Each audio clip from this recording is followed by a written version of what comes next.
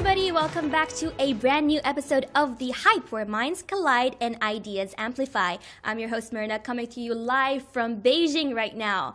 When we think about Hainan, we think about tropical beaches, we think about the free economic trade zone, we think about international tourism, but there's also one very big event happening in Boao right now, which is the Boao Forum for Asia 2024. Before we get into this amazing discussion, let me introduce you to my fantastic guest. With me in the studio right now, we have Sun Rui. Please say hello.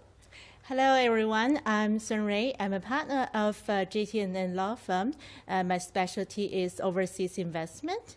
So very happy to be here today. Thank you for being here. Since we're mentioning Boao and Hainan right now, but we're in Beijing, because I want to introduce a very special guest, which is my colleague, the fantastic reporter, Jessica Zhang Shijie, who is at the front lines right now in Boao. Jessica, please say hello. Hi, Myrna. Nice to meet you, Ray. This is Jessica. I'm as Myrna has said, I'm with CGTN and also a content creator. I'm now here at the Boao Forum for Asia 2024, which is held in Hainan province, the southernmost province of China.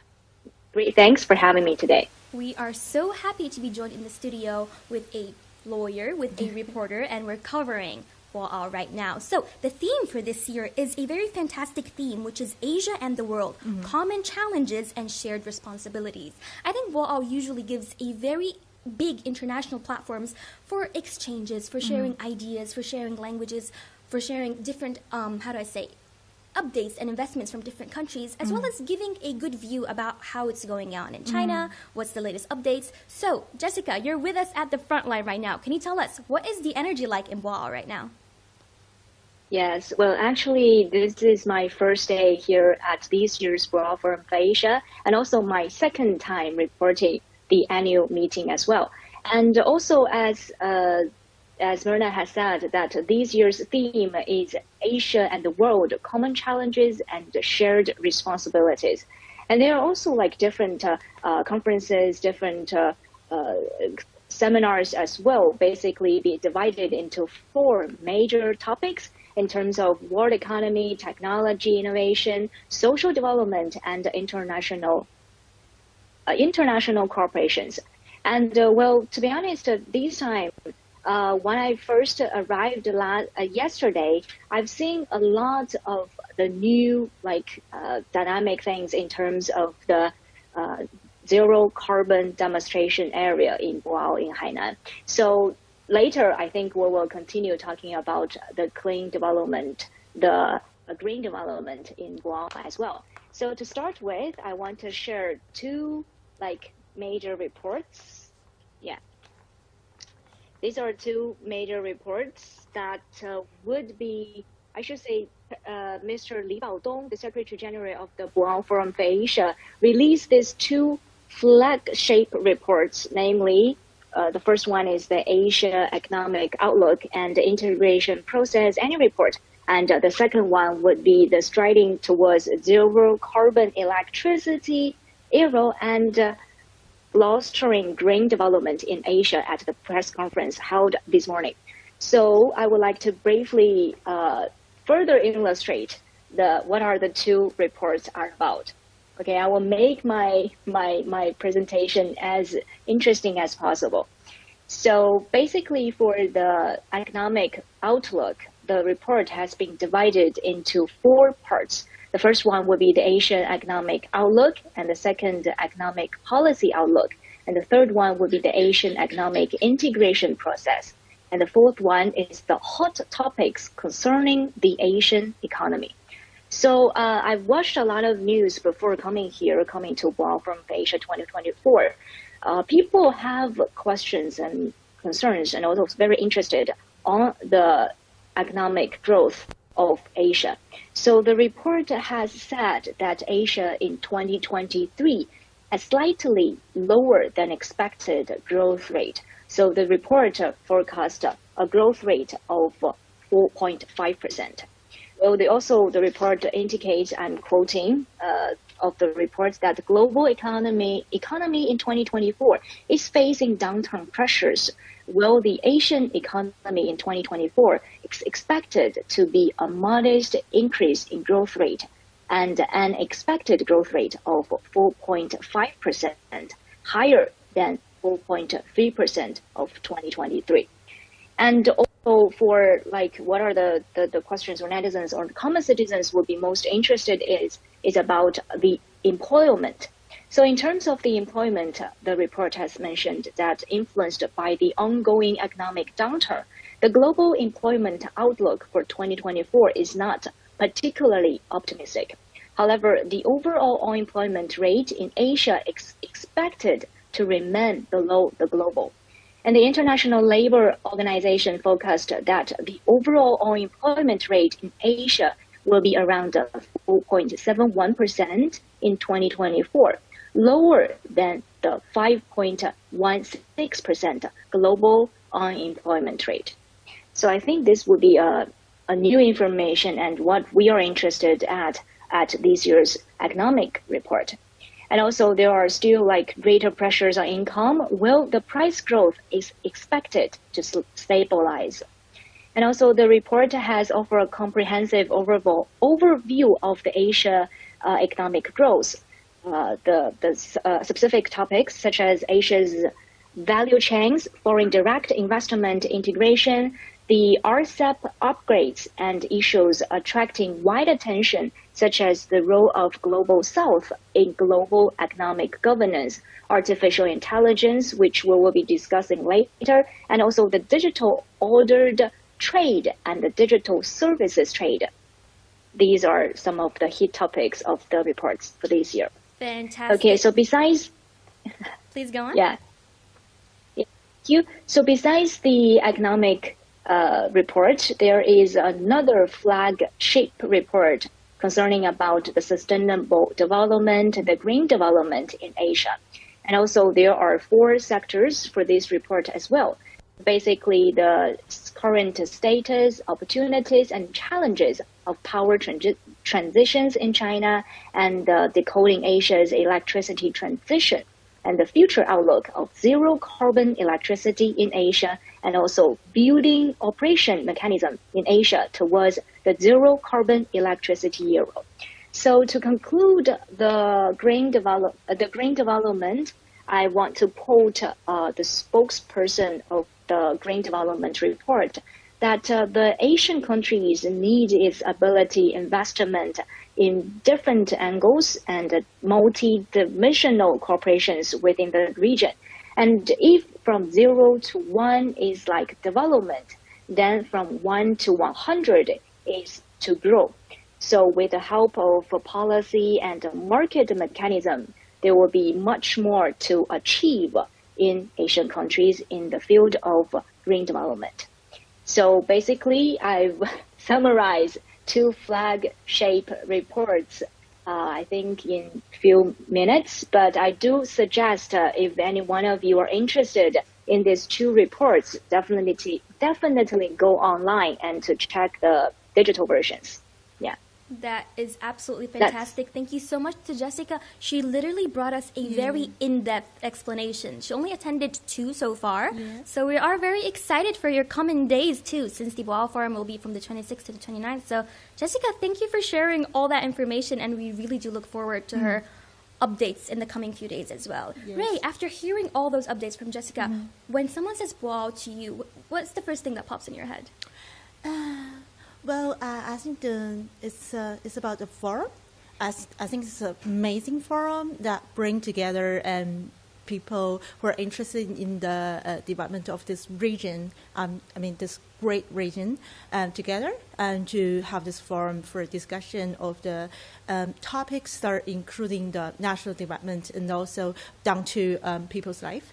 I think that's the first thing come to my mind. It is. It is absolutely a big platform to give an update about what's happening domestically, but also an international platform to show the world how we can work together. Because in the end of the day, the biggest goal, I would say, from forums like Boao is to share ideas, to mutually grow together, to challenge, when we have different challenges, to face them together so the world can be more integrated in a sense. Yeah, that's very true. That is true. Yeah. So Jessica, as we have mentioned about different Boao themes in the past few years and the different topics that they've covered, she has mentioned Asian integration in terms of economic cooperation and stuff. When we talk about different projects that China has been on within different countries, what are like the projects that come to your mind?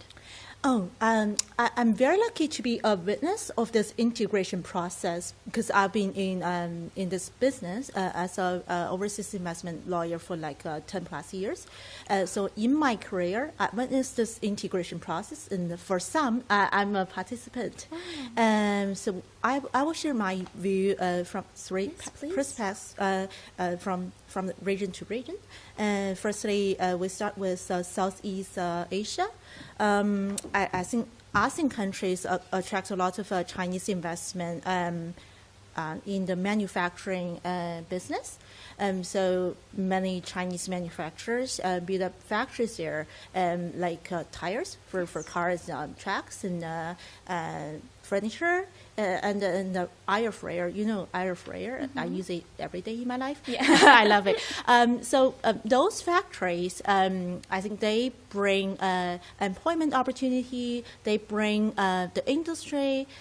They bring benefits to local people, and of course, Chinese investors are making money from their factory. So that's how I see the integration. Really, bring benefits to all the countries both sides and all the participants in this process. And also I see amazing projects in the Middle Asia, like Kazakhstan. I see wind power projects there. I actually participated in one. That's amazing with Chinese investment. We also talked about zero carbon. That's another topic of this forum. So that's part of the carbon zero carbon initiative. So I see this project how Chinese investors bring funds and also technology and also the equipment to this country and build up the great power the wind farm, the windmill, yeah, and to generate green energy in this country. So that's a second story. And the third story I want to talk about is in the UAE. So it's about a railway project. It's Chinese EPC contractors use their technology and the experience and capacity to procure all the equipment to build this amazing railway project for UAE. Absolutely. You mentioned railway, we talked infrastructure, which are all a lot of the Belt and Road Initiative that China has been in cooperation with a lot of different countries. Yes. I think a few months ago, we have done also another live stream regarding Belt and Roads. It is the 11th anniversary this year. And then last year with the 10th, we had a lot of reporters who also went to different Belt and Road countries. And then chatting with them when they came back, they mentioned that what really left an impression on them wasn't like seeing the big infrastructure projects, the railway, but the stories of the people-to-people exchanges. So do you think you encounter that in your work as well? Yes, of course. I travel a lot in my work. I think the best way you know about the country and people is to live there. So like for last year, I visited Pakistan twice. Nice. Yes, and for each time I stayed there for like a month. So the project is about the infrastructure and I think the amazing thing is I see how people love about the idea of economic cooperation between Pakistan and China and how they really like Chinese people. Ironclad brothers. When I go to climb mountain, local people see me and they ask, "Are you from China?" Which I said yes, and then say, "Wow, we love very Chinese excited to see you."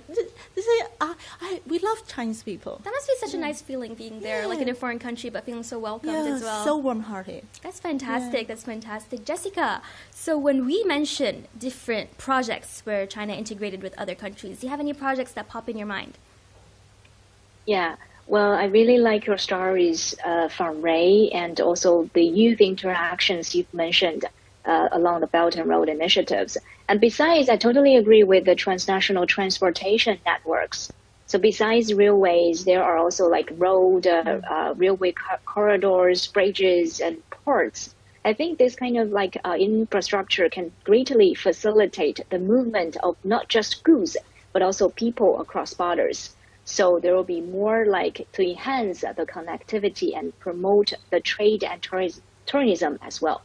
And also, since I'm now here in Hainan, the first international corporation would definitely in the region would definitely be the establishment of the Hainan Freight Trade Port. Yeah, so it is actually one of the benchmarks of China's high quality opening up. And for these Hainan Freight Trade Port, it eliminating import duties on most goods and reducing the trade barriers and turning Hainan into a bridge between Chinese mainland and international markets. And also there are it is planned to be the world's largest freight trade port by 2025, and also lower taxes and lower visa rules to attract not just investors, but also business and individuals and tourists.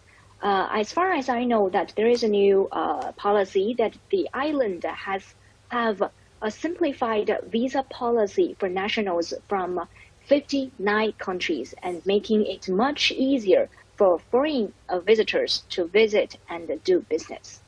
That is absolutely true. It is amazing. A lot of international, because as we're saying, in terms of Boao and Asian countries, we really are pushing like foreign investments, I think. So I think being a visa-free policy is just opening the door for more cooperation, more investment.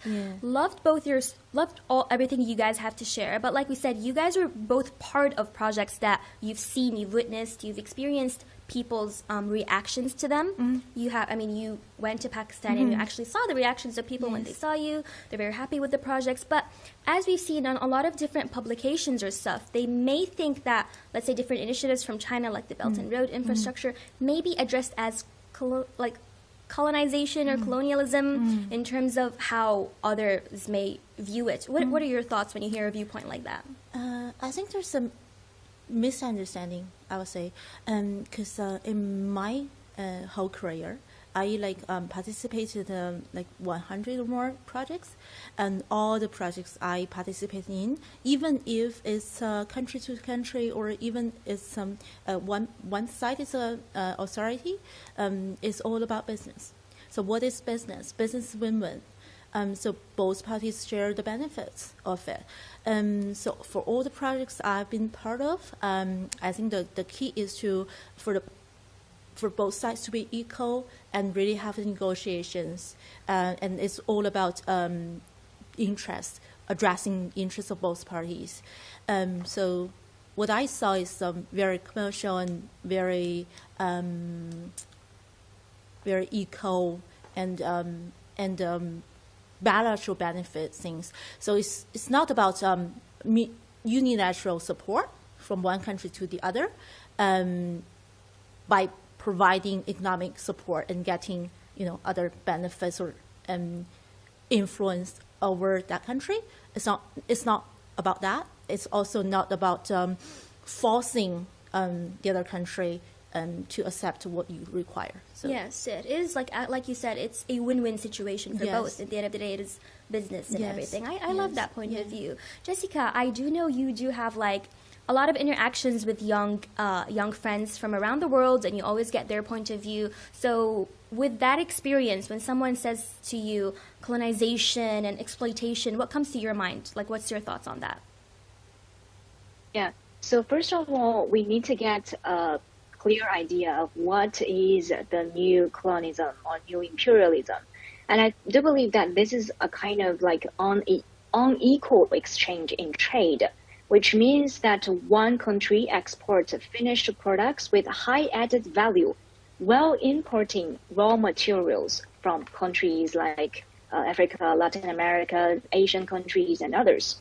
And now there are sayings, as Myrna has said, there are sayings that this concept has been applied to China. So China's trade or operation projects with Africa, Latin American, and other Asian countries. So this kind of trade operation, exporting finished products and importing raw materials, is not uniquely to the interactions with African countries, Latin American or Asian countries. It is also similar. It has also other similar dealings with other developed countries. So recently, the Australian Prime Minister visited China and promoted what? Like wine, lobsters, and these are all the agricultural products and raw materials, not industrial goods. So for these questions, actually, I asked I interviewed a guest this morning at this year's Boao Forum for Asia. That is Mr. Zafar Yudi Mohammed, the policy advisor to Secretary General BFA and also special assistant to Prime Minister of Pakistan.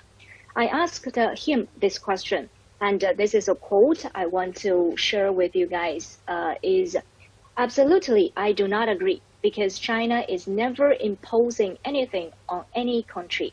You could see that from the Belt and Road Initiative. I think this is in the human history, the only development initiative that does not have any strength attached.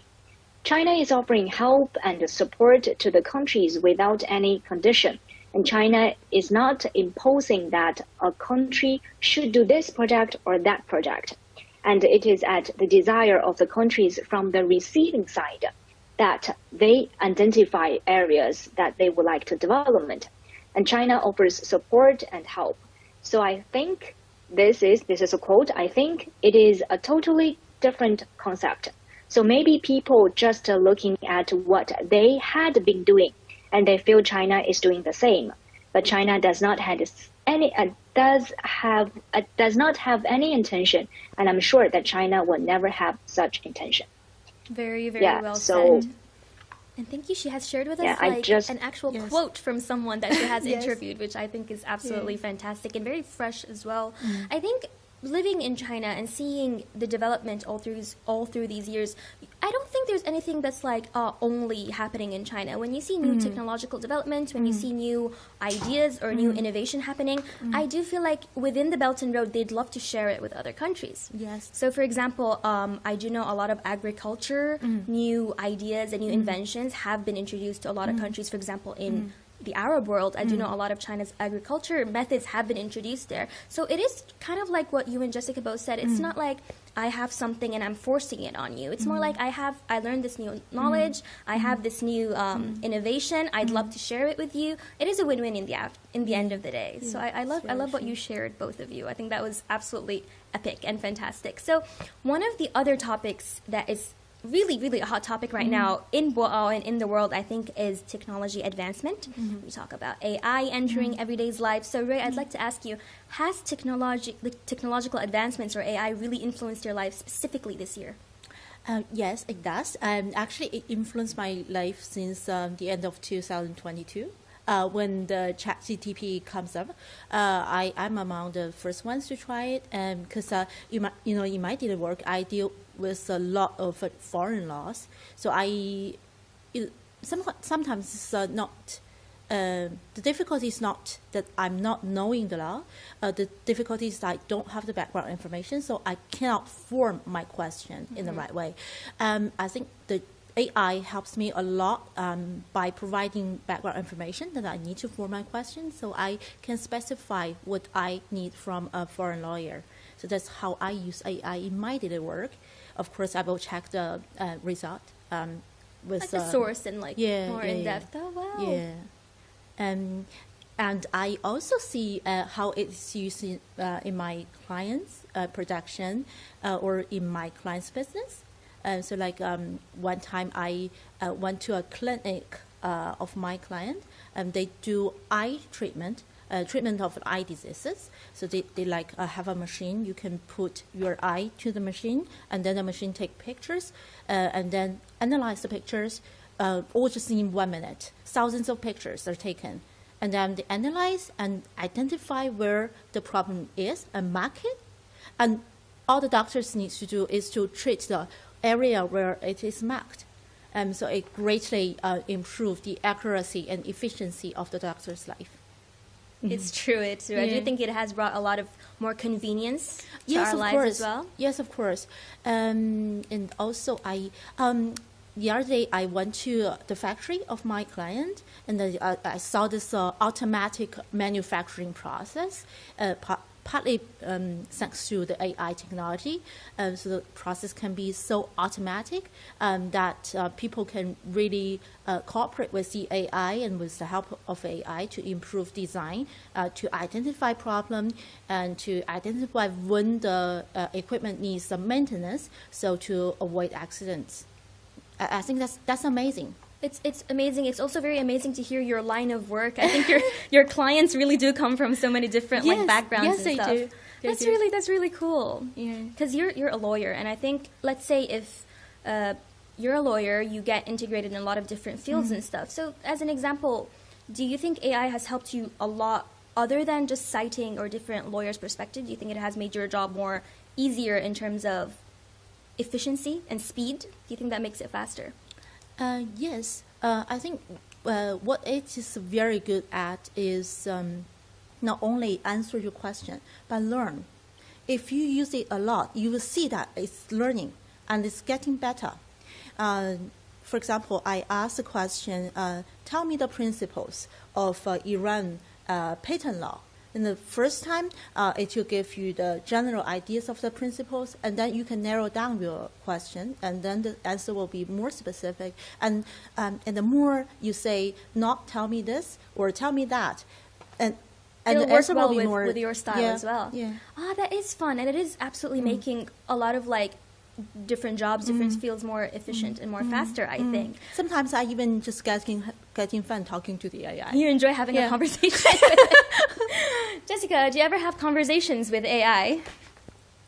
Sure, definitely. So, well, from the perspective of a reporter, I would like to share my use of AI in journalism field. So it is more like AI-driven innovation in news industry.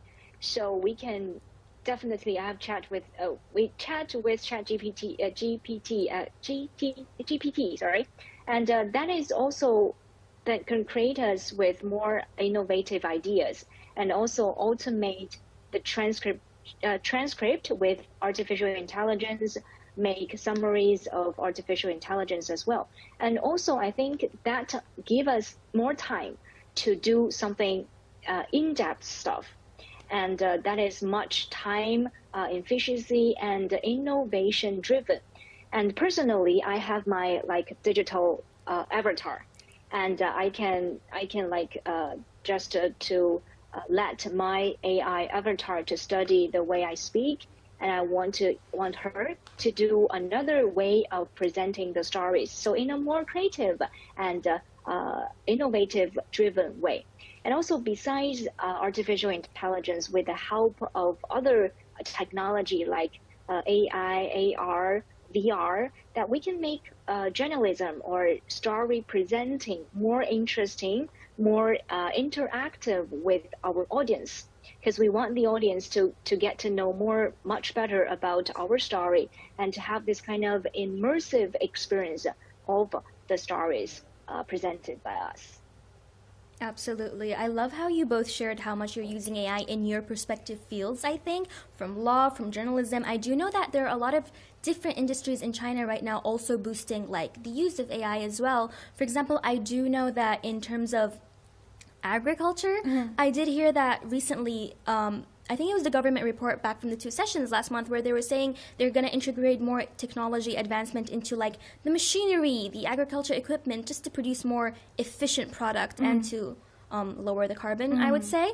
So I do think in terms of green development, AI is really, it's quite popular as well. And not AI, it's just technology in general, in terms of pushing it. Do you think these few years in China, agriculture, let's say from your hometown or China in general, has been boosted by tech?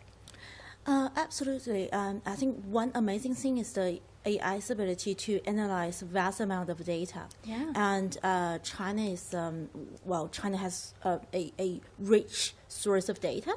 And we also have the power to support the analysis of the data. So why don't we use both things to do the analysis to better predict things in agriculture, production, and things like, as you said, the machines, the design of the machine, things like that. I think Absolutely, absolutely. Yeah, I do think that it is technology and AI is entering our world like so fast. Like you said, it's been 2 years or so, but I feel like it's been like just like every day there's new inventions, there's new ways to boost our jobs, to make life more efficient. So I do feel like as AI technology is being a really hot topic in Boao this year, we really do look forward for the different perspectives and the different ideas from international organizations and youths as well. Jessica, I did hear, like you said, technology is one of the big topics that's going to be covered this year at Boao, isn't it? Yes. Well, there are some, because I'm having this schedule for this year as well from Asia. So there are several seminars that I would like to attending this year because they will be related to technology and related to artificial intelligence as well. So one forum that would be AIGC Reshaping the World, that in this seminar, they will be talking about what changes have been brought by AIGC to the economy and the lifestyle of humankind, and also what risks may bring. So I should say that as far as we're talking about the benefits bring by AIGC, there are definitely the shortcomings or risks of AI. So the forum will be also discussing about establishing a cooperative mechanism between the government and the private sector on the development of artificial intelligence in terms to better to bring the humankind's life or also the economy in a more and better way. Absolutely, and we do look forward for your reports when you do attend those forums. She has mentioned something very, very essential, which is policies when it comes to AI. As someone from a law background, we are seeing that AI and technology is really advancing right now, and I don't think a lot of different legal systems in different countries are keeping up. We've seen examples of AI situations happening where fake images, fake videos, or infringement is happening. So I'm not going to ask you specifically, let's say China or another country, but as a global world as a whole, how, from a lawyer's perspective, do you think the world can have newer policies or stuff to protect us from the shortcomings of AI? I will start with the next generation innovation, that is the internet. When we first see the internet, it's a great innovation, and it also brings some new problems. I think there's I won't say a big change of the law regulating the internet, but we do see new rules in a more technical way. I mean, the framework is still the same. Like in the infringement you just mentioned, the framework is still the same, the principles are the same, but legal technologies or regulatory technologies are different. Because you need to really understand the features and the new problems bring by this new technology and deal with it. Absolutely, absolutely. I think more knowledge about it before we actually do start using AI for anything. I think getting more understanding of what it might cause, or like you said earlier, in terms of like citations of the law, like you can't fully rely on AI, but it absolutely does help us with getting more information, getting us on a right outline, let's say a right spot. Let's say, for example, Jessica, in your reporting, I don't believe you fully would rely on AI, but it does absolutely put you on a more clear path, doesn't it, when it comes to reporting or outlining a script? Yeah, sure.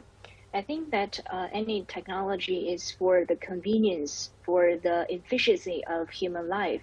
So we do need international corporations of finding a mechanism and building up with policies to let it become a tool, but not to harm or do any, like as Myrna has said, that fake news or fake videos, that's to make the things more like confused to people. Absolutely. And as we've said, that Boao's theme is absolutely tackling issues together, working on challenges together. So I do think Boao's different forums with our guests from all over the world does provide a platform to give a more insightful, like each international corporation can mention the latest updates from their law system, the latest updates from their technological advancements. So I think it does provide a very good platform for us to get to know what's happening in each other's countries more, and at the same time tackle those issues together, because in the end of the day, a lot of big issues are universal, isn't it? It's very true. The key is to understand what are the issues, and to understand the issues, you need to talk to each other. Yeah, and a lot of the issues you'll find that are very common, isn't it? Yeah, and with your exactly. travels, I bet you understand a lot of the, whether legal, whether reporting, a lot of the issues that happen globally are integrated in a sense, Yes. doesn't it? Yeah. Absolutely. That's So very true. that is one of the beauty, I think, of the Boao Forum, where we can talk, we can have the new ideas and everything. So if I do ask, for example, the younger generations, because we are the hype right now and we want to talk about what the young think in the world. So let me ask you, if I asked you, let's say, what can Boao bring to the ordinary person? The first thing I can think of is the visa. Visa-free policy, you mean? Visa-free policy. Ah. I think that's amazing. As I said, the best way you know about a country is to visit it. So I think people gonna visit China to understand about us. Absolutely, absolutely. So if I do ask you, for example, if a young person said, Ray, I'm visiting China, where should I go? What would you recommend them? And you can go to Hainan. Hainan? It's a really nice, I really nice place to visit. Yeah, to see the Boao Forum there. Absolutely. The site, and to see the buying zone. I think it's very similar to the buying zones in Europe. And also you can, of course, enjoy the beach and sea. Absolutely, it is a fun place to visit. I do Yeah. think with the new visa-free policies, a lot of countries are very welcome to visit China more Yes. openly, more quickly. But in terms of visiting each other, what do you think are the key aspects that a young person can learn from these people-to-people exchanges when they come and visit? I think it's really about culture and way of thinking. Culture and way of thinking. Can you elaborate a bit more on that? So, for example, I think Western young generation, they may hear about China and how Chinese people, the way of Chinese people thinking on Western media. But that's some of the news are not, I would say, not very fair or Accurate. Yeah, accurate. But to understand how Chinese people really interact with each other and how they think in their daily life, you really need to see how they live their life. Very excellent point. If you really want to know the true daily life of people, you need to be among them to get the more clear idea. Yeah. I love that. Jessica, I do have a question for you. Let's say a young person texted you on your social media and said, Jessica, where should I visit in China? What is the first thing that would come to your head? Well, the first thing comes to my mind would definitely be Beijing.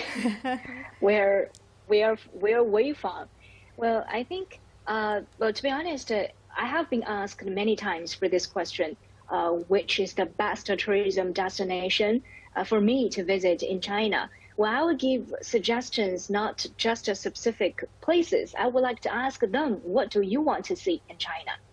What is your expectation to visit, or what do you like? What do you prefer? So if you like metropolis cities, if you like the combination of the ancient hutong and also the modern buildings, the headquarters of different international organizations, Beijing, Shanghai, Guangzhou, Shenzhen would be like the big metropolis cities would be among their lists. And also if you're interested in like the natural landscape, or also if you are a great fan, a foodie of different hot or spicy delicacies, definitely places like Sichuan, Chongqing, Jiangxi. So I think that depends on what the netizens, or what is the people that they are interested in to explore in China. So as Ray has mentioned as well, I think this kind of like cultural exchanges, cultural communication is really important, especially for the younger generations. And actually this afternoon, I've interviewed a guy from the United States who is just 19 years old. And it is because of the globalization, as he had mentioned. It is because of the globalization that bring us together. One from the United States who is just 19 years old, and he can speak great and fluent Chinese. And I asked him, when and where did you start to learn Chinese? He said that I taught myself. I learned it online. The reason why I want to learn Chinese is because I want to have, the language is just the bridge. The language is just the tool. but I want to get to know more about the culture itself. So what is behind this country that with 5,000 years of history? And that's why I'm here after long flight from the United States. I'm here and to talk with you and talk with the local Chinese and immerse myself into the local culture with the local architectures, with the local galaxies. So I think this is what communication or what language learning or what this kind of people-to-people exchange meaning for everyone. That even though we may not from the different, we may from different backgrounds, may from different cultures, but we have this kind of feeling to embrace different cultures. So I think this is one of the most important things for cultural exchange. Cultural exchange, absolutely. I do feel like the younger generation right now, I'm sure Jessica also feels that, like, the younger generation right now are actually very open to, like, understanding each other more. I don't think the different, like, when they do meet people from other countries, I don't think the stereotype is that common anymore. I would like to say, as a young person, when you do meet someone from another culture, you are very open to know their story, know their background. I always say the longest distance a person can travel in, like, the shortest amount of time is to ask someone their story. Like, what's your story? What's your name? Where do you come from? And that may seem like such simple questions, but it is truly a door or a window to understanding each other more. And like we say, understanding each other is what can push us together to create a world that's more connected in a sense, right? I would like to ask you, because you're a lawyer. I studied law before, so I would like to ask, you worked in international cooperations, collaborations, even in your work right now. A lot of our young guests, let's say, who would like to come to China, who do have a law background, do you think, with a law background from different countries, how do you think that is useful of bringing country to country together, being a bridge? In what way? We'd like to hear from an actual lawyer. This is a very interesting question, because I think if we talked about commercial law, or even we talked about international arbitration, which I also work in, I think the rules or the principles are very similar for contract law or corporate law. The principles are so similar. So I think I would welcome law students from other countries to apply internship at Chinese law firm. Well, I'm not sure how it really works. Maybe you need to through the university channel. But I do see, I worked with foreign students before. I think that's amazing because we not only can invite them to work on projects from their country. Like I can ask a French student to work with me on a French project, for example. But also we can invite them to join us on law issues from other countries. What they need to do is use their common knowledge of the principle to do research. I think that's also interesting and helpful to their career. And I do think in terms of like AI coming up, I do think a lot of the issues are going to be universal issues. So more, let's say, students who do have a background in their own country's law, but also getting to know China's law as well. I think that would be really useful as well, won't you say? Yes, I agree. Yeah, that would be absolutely. Jessica, you have a lot of experience interviewing young people from around the world. Can you give us some insights or some highlights about, let's say, how before they came and after they came, they were like, oh, this is completely different than what I expected? Yeah. Well, to be honest, Myrna, that today for Boao Forum Asia, we did another new episode of Ask China. So we're bringing questions collected from our international followers and ask these questions to the guests, the visitors in Boao. So one question that our guest answered today is, well, this almost the same as the questions you proposed, that what surprised you the most when you arrived in China, and what is your biggest only in China moment? So the answer I've got is, well, actually, before coming to China, they've seen news or movies about China related to like the Great Wall, pandas, Kung hot Fu pot movies. But yeah, Jackie Chan, Yeah. the Kung Fu master. So, so before coming here, these are the things that they have before coming to China. But when they are arrived in China, they think that China is just not just in the movies, not just in the media, but it is about the people's modern life. Modern life, for instance, about the cash-free, the mobile payment, and also the bullet train. I think two guests for today, the Ask China series, that they've mentioned about the bullet train, and they've mentioned how fast, how comfortable, how convenient the bullet trains are in China. Not just in China, but also the train, the railway infrastructure cooperation within Asian countries as well, as many of we know that the China Kunming, Laos, and the Vietnamese railway. So these kind of like international or regional corporations from China, not just in China, to the Asian countries or just around the world, has helping people to increase their well-being of life. So which make our life easier, and we can have more time to explore the world as well. And also the other question would be, what is the biggest only in China moment? And one guest today answered, I think he mentioned about the cash free. Yeah, and also, yeah, the cash free, and also the airport in Guangzhou, because he flew from, I think it's from the United States to, oh no, sorry, from Iraq to Guangzhou in China, and he was so shocked about the building, the infrastructure, the architectural design of Guangzhou International Airport. So any one of you, our online citizens who want to know what the designs of Guangzhou International Airport, do search that online. So the guest said, wow, the airport is amazing. I've never seen such airport. And the designs are so like shocked for him.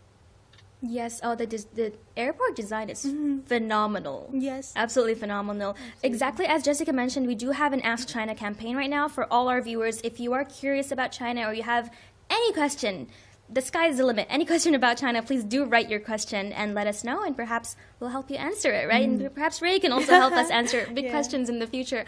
I love what she shared. When a couple of months ago, there was also a China-Arab Youth Development Forum in Hainan, and I was there, and I met a lot of the Arab youth who came. A lot of them came, they mentioned the flight, like they had to cross 3 different countries to land to China. And then I asked them, I was like, usually me, after a very long flight, I'm not feeling that well. And then I was like, how are you feeling? They were like, I can't believe I'm here.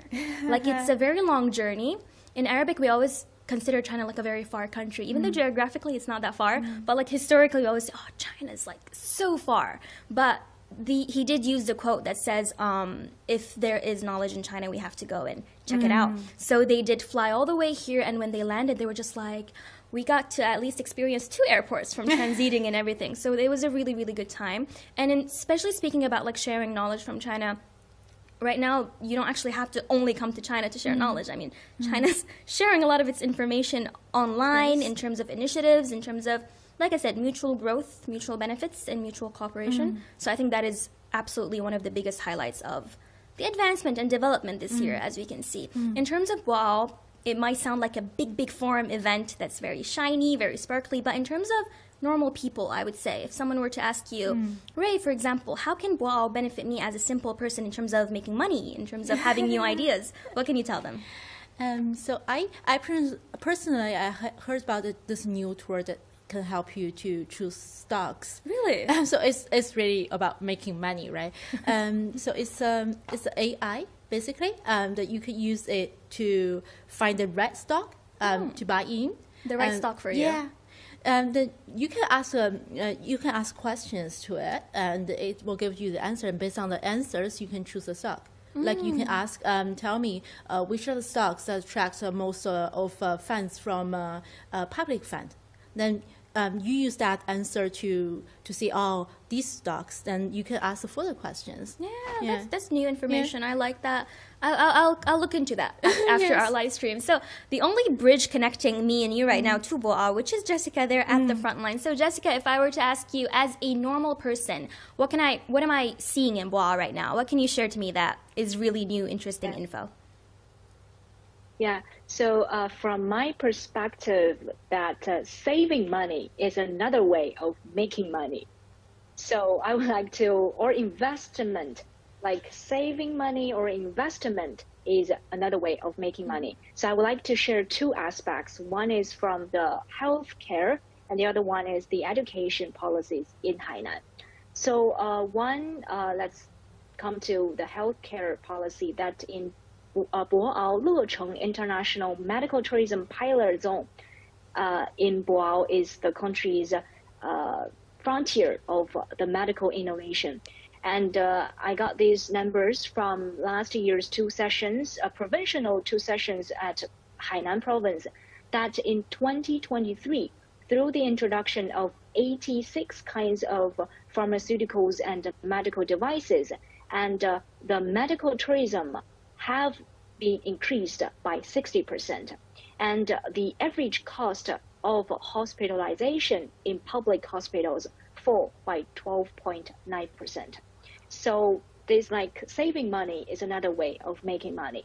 And also other measures like increase of healthcare clinics in rural areas and free hepatitis B vaccinations for people between 20 to 40, and provide rehabilitation training and living allowances for children with disabilities from disadvantaged families, and pay more attention to elderly care issues. And these are some of just to name a few, these are some of the measures by Hainan. And also another interesting sector of education. Education is definitely an important way of investment. So the children are the driving force for the development or higher level development of Hainan Free Trade Port. So by cultivating local talents and strengthening school management and building teacher teams, the capacity for the basic education has been greatly improved. So with 6,000 additional teachers introduced to the implemented teaching staff in crucial subject areas in China, in Hainan province. So I think in these two aspects, which is more basic but fundamental and important sectors of medical and education. So these are the two sectors for like our ordinary people to find a way out from the Boao Forum of Asia.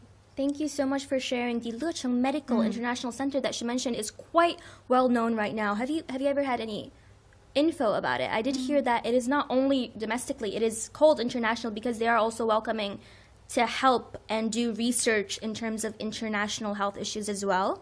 So I do think Hainan right now is becoming really an international zone if you think about it. Yeah, I think so.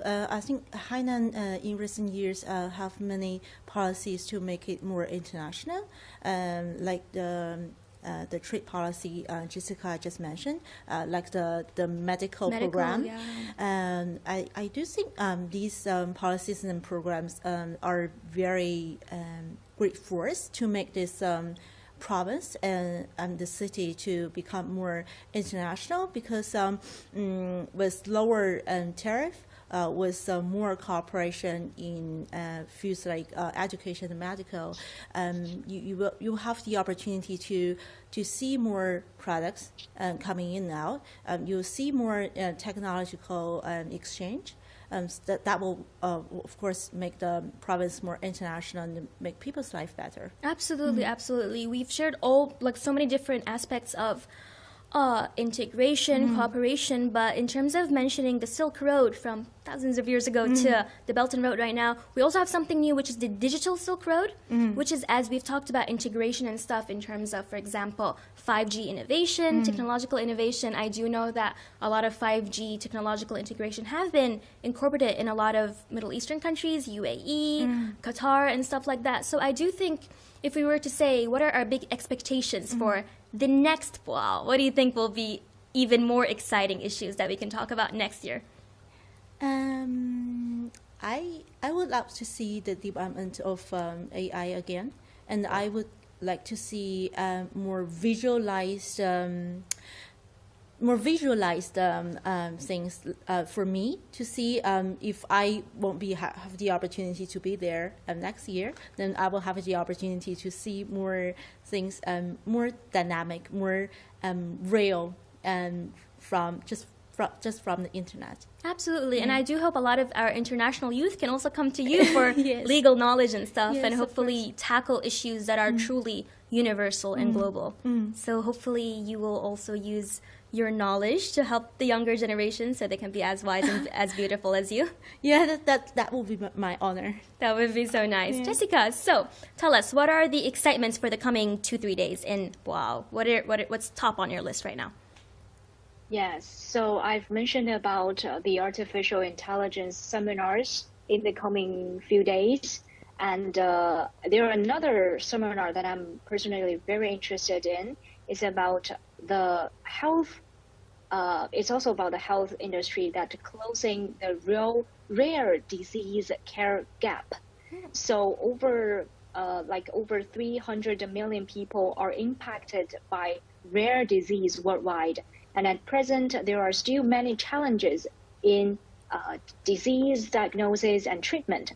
So that the recent rare disease reform in emerging countries may offer important lessons that can be taken aboard.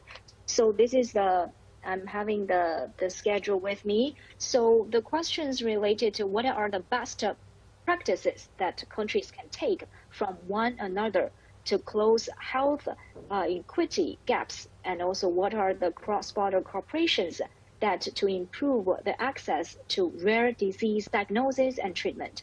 So I think these are the sectors and the policies between national corporations that can solve to enhance the well-being of the ordinary people. We are also very excited for your reports in the coming few days, since Jessica Zhang Shijie is bringing us the latest updates from Boao in the coming few days. So do stay tuned with CGTN and with our lovely Jessica at the front lines. So we've talked about we talked about economic integration, we've talked about education, health, technology, and all that, which are a lot of the topics that will be covered in Boao this year. And hopefully, as the forum is going on, we will also be getting a lot of new updates on how we can learn and integrate and work together to make this world a more prosperous and more united world. So I would like to say thank you so much for Ray for being with us in the studio and sharing so much information with us. Thank you. Thank you, and thank you to Jessica at the front line. You are the bridge connecting me and Ray right now and our CGTN international audience that's viewing us from the internet to Boao right now. So thank you for being our Boao captain and taking us at the front lines. Thank you for having me. And for those who are interested in the Boao Forum for Asia, please do remember to stay tuned with CGTN on our all platforms. And there will be more stories coming from us at the Boao Forum for Asia 2024. Thank you for that, Jessica. As she said, we have streamed right now on a lot of different platforms, but if you do happen to miss our live stream as it is coming to an end, you can rewatch it as a replay on our different platforms from YouTube, Facebook, TikTok, X, Chinese WeChat, Weibo, as well as CGTN's official platform. We are the hype, bringing you the latest, the hippiest, and the most vibrant topics. So until our next episode, we really wish to see you. Tune in and leave your comments on what you thought, what do you think about this episode. So thank you so much for joining us, and we'll see you next time on The Hype. Bye!